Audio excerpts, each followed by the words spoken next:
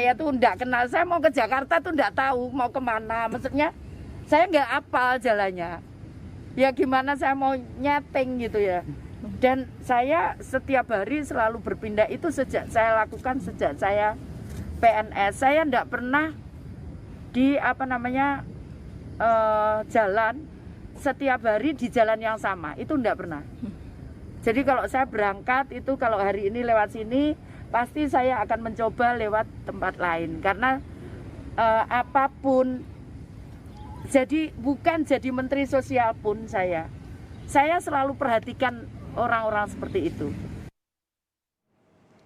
Sementara itu, Kastubi tunawisma yang dianggap settingan mengaku bertemu Risma di kawasan Pasar Baru, Jakarta Pusat.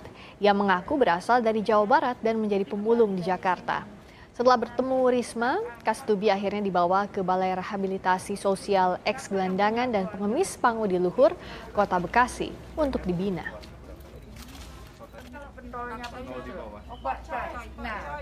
Ya, ketemu di Jakarta di Pasar Baru. Pasar Baru. Bapak kondisinya waktu itu lagi ngapain, Pak?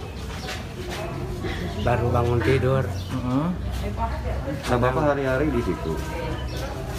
Saya? Ya nggak tentu, Pak. Namanya juga orang elit di mana aja.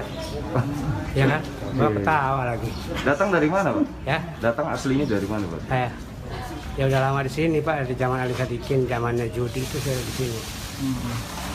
Dulu kan hobi saya judi, zaman Ali Sadikin. Ke kasino itu kan banyak. Terus sama Bu Risma dibawa ke sini kemarin, Pak? Enggak, ketemu Bu Risma, terus Bu Risma telepon ada motor, Bapak ikut ke rumah saya, rupanya ini rumah Bu Risma. Ya saya kesini dah, sampai di sini. Sebelumnya, aksi belusukan Risma yang menjumpai tunawisma di jalanan Jakarta menjadi sorotan. Bahkan di media sosial Twitter, banyak warganet yang menuding aksi Risma tersebut hanya drama dan rekayasa. Tagar Risma Ratu Drama bahkan sempat menjadi trending di Twitter. Warganet juga banyak yang meragukan sosok tunawisma yang dijumpai Risma benar-benar gelandangan. Namun hari ini, Risma menemui dan membuktikannya dan menemui sosok yang disebut gelandangan itu di Bekasi, Jawa Barat di panti rehabilitasi. Sementara itu, pengamat kebijakan publik Agus Pambagio menilai aksi belusukan Risma tidaklah perlu. Menurut Agus, Menteri Sosial seharusnya fokus pada tugasnya untuk memperbaiki data kemiskinan di Indonesia yang hingga kini masih berantakan. Sementara, masalah tunawisma seharusnya menjadi tugas kepala daerah.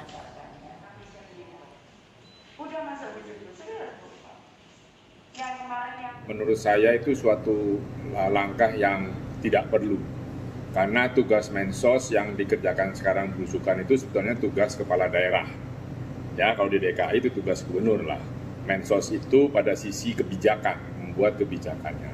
Nah, yang lebih penting saya sarankan pada Bu Mensos, bereskan data orang miskin yang sampai hari ini masih amburadul dan itu menjadi lahan korupsi karena datanya tidak betul.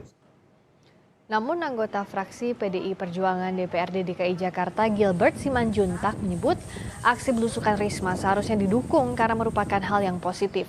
Dengan cara itu menurut Albert, Risma dapat melihat langsung realita dan bertemu dengan masyarakat. Saya merasa aneh justru kenapa orang kemudian merasa terganggu kalau Bu Risma belusukan. Kan belusukan sesuatu yang baik, kenapa kemudian menjadi merasa terganggu? Artinya kalau dia merasa terganggu seakan-akan yang dilakukan Bu Risma itu adalah miliknya, kan tidak. Dan belusukan adalah sesuatu yang baik, yang tidak baik justru kalau tidak belusukan. Sehingga kalau orang belusukan justru kita harus dukung karena dia mau melihat kenyataan di lapangan, mau melihat realita. Lalu kenapa kemudian dilakukan di Jakarta? Ya memang Jakarta yang paling dekat, tidak menghabiskan waktu, ongkos dan sebagainya. Dengan begitu gampang buat Bu Risma melihat apa adanya di lapangan begitu. Untuk mengetahui lebih lanjut mengenai aksi Risma menemui tunawisma di Jakarta, kita tersambung dengan jurnalis Kompas TV, Dian Silitonga di Balai Rehabilitasi Sosial Eks Gelandangan dan Pengemis Pangudi Luhur, Kota Bekasi. Dian, berarti apakah sudah dipastikan bahwa aksi Risma menemui tunawisma di Jakarta ini bukan rekayasa? Kalau berkaca pada pertemuan antara Kastubi dengan Risma pagi tadi di Balai Sosial Pangudi Luhur Bekasi, ini seharusnya dapat dipastikan bahwa aksi belusukan Risma bukan bagian dari rekayasa, Friska dan juga saudara. Karena pada pagi tadi tim Kompas TV juga sudah memverifikasi bahwa 2 tunawisma yang ditemui oleh Risma beberapa waktu lalu di kawasan Jakarta Pusat itu memang sudah berada atau sudah dipindahkan ke Balai Rehabilitasi Sosial Eks Gelandangan dan Pengemis Pangudi Luhur Bekasi.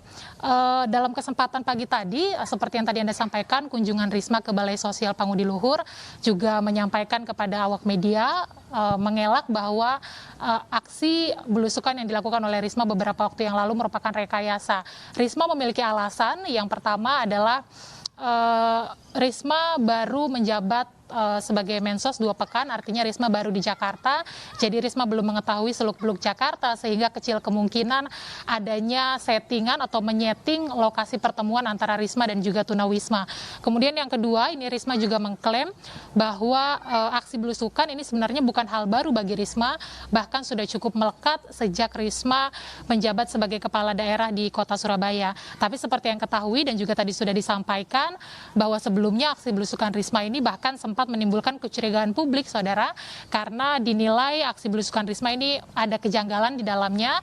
Di antaranya yang menjadi sorotan publik adalah kejanggalan dari lokasi pertemuan antara Risma dan tunawisma, karena dianggap lokasi tersebut merupakan kawasan protokol, dan kemudian bahkan publik juga mencurigai sosok dari tunawisma yang ditemui oleh Risma. Bahkan bukan hanya kecurigaan publik, aksi belusukan Risma ini juga menuai pro kontra dari sejumlah pengamat dan juga politisi, dan bahkan juga ada kecurigaan, ada penilaian bahwa aksi belusukan Risma ini merupakan strategi untuk kontestasi politik ke depan, Friska dan juga saudara. Di depan mata ini nanti ada pilkada DKI Jakarta 2022 dan juga ada pemilu 2024. Tapi terlepas dari perdebatan apakah rekayasa atau tidak, diharapkan aksi belusukan yang dilakukan Risma ini ke depan justru akan menjadi gerbang terbukanya perbaikan komunikasi dan juga penguatan sinergi antara pusat dan juga daerah dalam menangani keberadaan tunawisma di Indonesia. Karena kita tahu keberadaan tunawisma ini sebenarnya tidak hanya ada di kota-kota besar seperti DKI Jakarta saja, tapi juga tersebar di sejumlah daerah di Indonesia. Friska. Dian, setelah menemui tunawisma dibawa ke Balai Rehabilitasi, lalu apa lagi yang dilakukan pengelola? Tindak lanjutnya seperti apa untuk menanggulangi masalah sosial ini? Tindak lanjutnya setelah dibawa ke balai, ini tadi juga kami pantau bahwa sejumlah tunawisma ini menerima binaan atau bantuan dari sisi binaan keterampilan, kemudian juga binaan kewirausahaan, dan bahkan juga ada bantuan psikososial. Tentu saja hal-hal ini dilakukan tujuannya adalah nantinya untuk memperbaiki nasib dari para tunawisma. Jadi setelah selesai dibina nantinya bisa mendapatkan pekerjaan dan bisa mandiri secara finansial.